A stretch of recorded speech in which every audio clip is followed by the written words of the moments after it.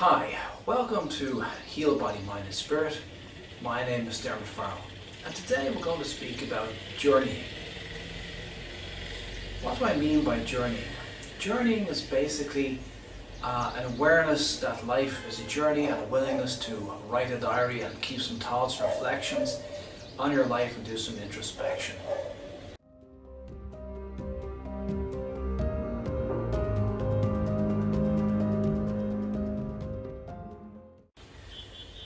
Okay, what is all this journeying about? What we mean by journeying is obviously life is a journey, but we can also extend it to the idea of having a journal and keeping a journal. And why would we do that? Well, the idea is to increase our self-reflectivity. Plato made a quotation, which I paraphrase it by saying that a life that's not reflected upon or thought upon is a wasted life.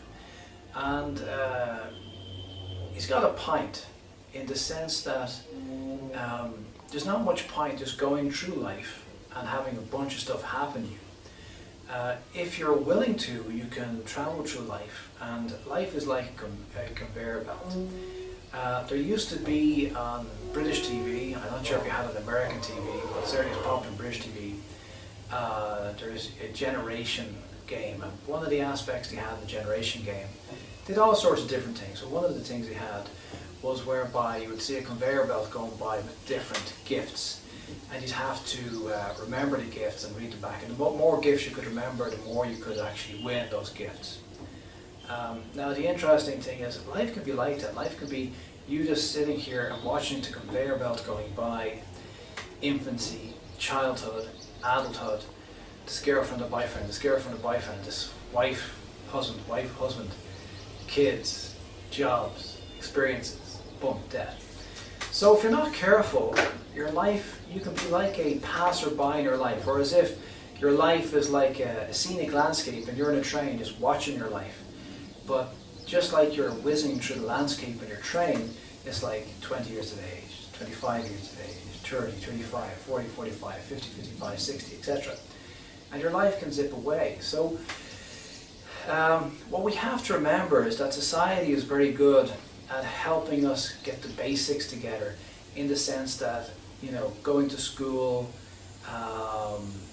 building relationships, settling down, having a good job, having a family. These are wonderful things that society promotes, because the majority of us are going to be happier if we're in a relationship. We're going to be happier if we have a good job. So these are good practical things, and a lot of the things which are promoted by the government and promoted by society in general, like marriage, relationships, holding down a good job, being a good citizen, are good things. But the problem which happens is that it is something generic, and sometimes we miss our journey, because each human being, each soul upon this planet, as it were, has an individual journey to perform and an individual destiny. Would you believe it or not, you actually have an individual destiny as well.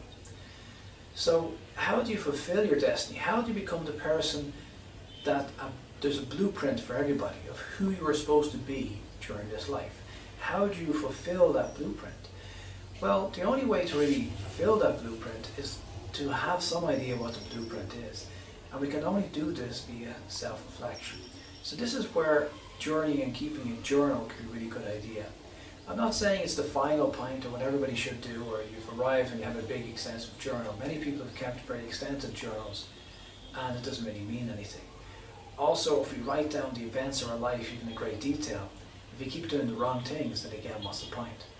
So a good journal, the idea is that you write down things which are relevant, which have happened to you.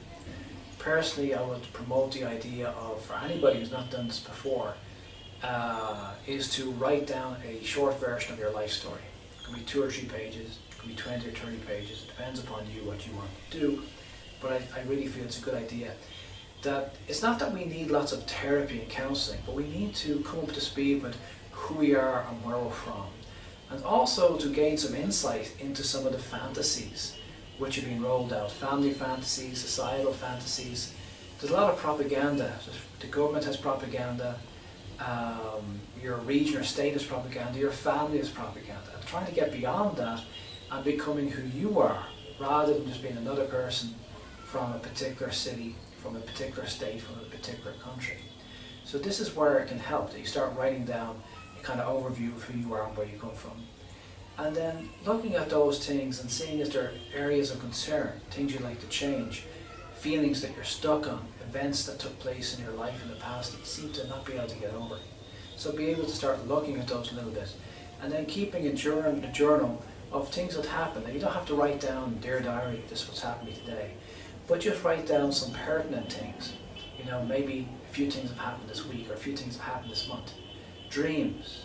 Keeping a dream diary or a diary of your dreams is a fantastic idea. Most of us forget our dreams, but you know, if you start noting down dreams, you start remembering dreams, and recurrent themes will actually come up in your dreams.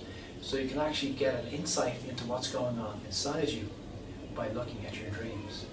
So the whole idea of having a journal is simply to do some introspection in your life. Now I know for a lot of us who might find it challenging, you might say, well, I'm not a very introspective person, I don't know how to think about my life. Well, that's fine. You see, the only reason you wouldn't have to think about your life is because you never thought about your life. But if you want to improve your life, you have to start thinking about your life.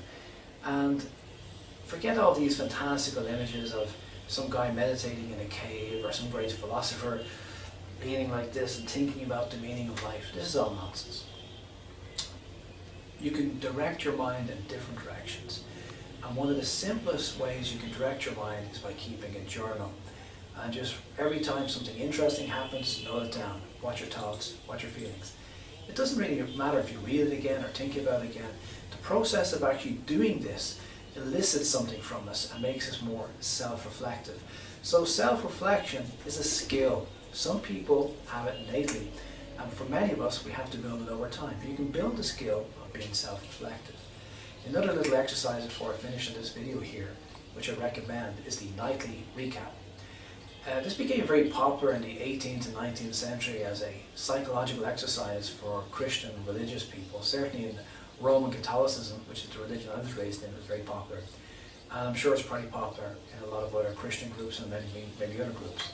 Now don't get hung over this idea that Roman Catholic and Christian, it simply became very popular there, but it's actually a psychological technique. And it's simply this: you look back over the events of your day and just try and think about what happened today. Now, particularly if you do it going backwards, if you start, say it's 11 o'clock and you're going to bed tonight, you think, what did I do at half 10, what did I do at 10, what did I do at 9? If you do it that way, it'll actually boost your memory power as well. You'll actually get a better memory in the process. But also as you go back over the day, it reminds you of what you did. So, because sometimes you find that, oh, is it Tuesday? No, it's Thursday. What happened to Wednesday? I didn't even remember what I did on Wednesday. So it helps us get beyond that. Back in the 18th, 19th century, people would look for sins and pick out sins and then pray, dear God, may I not do those sins again. We don't necessarily have to do that, but we can just become more self-reflective and just think, when I reacted to somebody today, was that a fair reaction? Was that what I should have done? Okay, was I too fast to react? Did I overreact? Did I say too much? Did I say too little? You see what I mean? Self-reflection, it's like on a plane. You know, planes run on autopilot most of the time. The pilot's put in a destination. The plane more or less flies itself there. Really, you have the captain and the pilot, the captain and co-pilot are really there just to make sure that everything goes well. If something happens, they can take the controls and redirect the plane, and you have two of them in case one will get sick. It's really a fail-safe. Most of the time, the plane flies itself. But as a plane is flying, it goes slightly off course, and then it just redirects its course, and redirects its course. You have the same thing, sadly, in missiles, like ICBMs, intercontinental ballistic missiles. I mean, these guys get very excited. Oh my God, we got this missile, we can send it from America to God knows where. We can send this bomb, we can send it for thousands of miles, and people get very excited about it. But the technology is interesting and is a self-correcting technology. Well, the same with life. Your life is on a certain trajectory, and if you don't change it, it's going to go to that trajectory. So for example, if you look at your life today and see certain things that you're not doing well and not happy about, well, think to yourself, if I keep doing this job, where will I be in 20 years? If I keep having this habit, maybe smoking, where will that be in my health in 20 years? If I'm still in this relationship, where will that be in 20 years? If I'm still not exercising, where will I be in 20 years? And you can do this with every aspect of your life. So when we become self-reflective, we start looking at each day and we start reflecting and thinking about, what did I do or what could I do? And it has many benefits. One of the benefits is you'll start living more in the present. Another benefit is that each day teaches you something or gives you a potential to learn something. You know, if you think that the average human being on this planet lives for maybe 70 years, let's say 70 years for example. I know in different countries it varies. Some countries people live to 60, some countries people live into 80s. Let's just say 70 years. You take 70 years and you multiply it by 365 days. It's like 30 odd thousand days maybe, I'm not sure, get your calculator out and check. It's not a lot of time, and to just be losing days, especially with a fast-paced life, is not good. So this is what journeying or journaling is all about. I call it journeying, as I mean journey to our life, and making life a journey. And I just see a journaling, having a journal, as an extension of journeying, because I'm journeying without ever noting down what I'm doing. It's not good. Now, as a final point, you don't have to strictly stick to that. There was a point in my life when I did a lot of, writing my life summary down, walking up down, thinking about issues, and doing a lot of therapy and counselling. And there was a stage where I kept a diary for a long time. These days I don't really do that, but that's okay. I don't really feel that I have to use those tools anymore. I'm pretty self-reflective most of the time. Sometimes I do have to come up to speed and think, what am I doing, what am I not doing? But I don't write so much, but that's okay, because we're talking 20 years down the way. So I'm not saying you must start today and be doing it for the next 40 years.